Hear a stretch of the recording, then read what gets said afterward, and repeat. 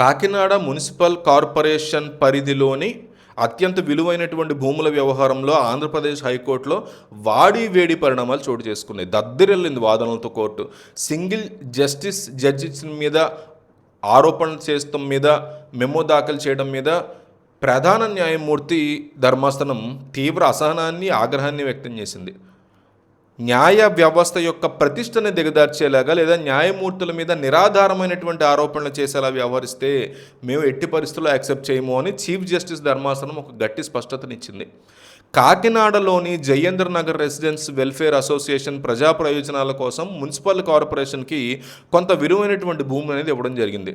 అయితే ప్రైవేటు వ్యక్తులు ఆ భూమి మీద హక్కులు కోరుతూ కోర్టుని ఆశ్రయించగా మొదట్లో ఆ భూమి తమదే అని కార్పొరేషన్ చాలా గట్టిగా వాదనలు వినిపించింది.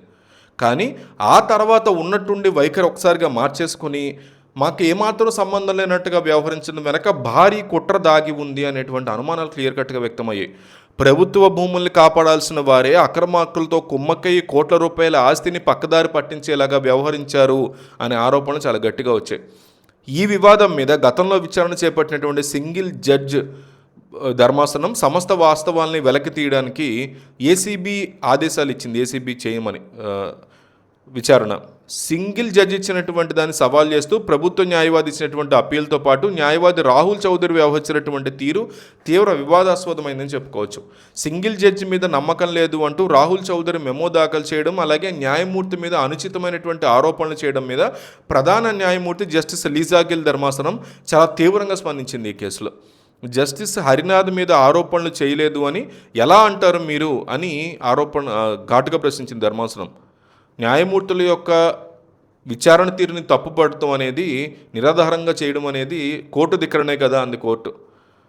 సో న్యాయవాదులు వాదనలు వినిపించేటప్పుడు బురద జల్లేటువంటి ప్రయత్నం చేయడం సరైనటువంటి పద్ధతి కాదు, ఇది వాదనలోకి రాదు అంది. ఆరోపణలు చేయడం చాలా సులభం, అయితే వాటికి తగినటువంటి ఆధారాలు మీరు చూపించగలరా, ఆ బాధ్యత మీకు లేదా అంటూ గుర్తు చేసింది కోర్టు వాళ్ళని. న్యాయస్థానాల యొక్క గౌరవ మర్యాదలను కాపాడాల్సినటువంటి న్యాయవాదులే ఇలాంటి ధోరణి ప్రదర్శించడం మీద ప్రధాన న్యాయమూర్తి నేతృత్వంలోని బెంచ్ అసంతృప్తిని వ్యక్తం చేసింది.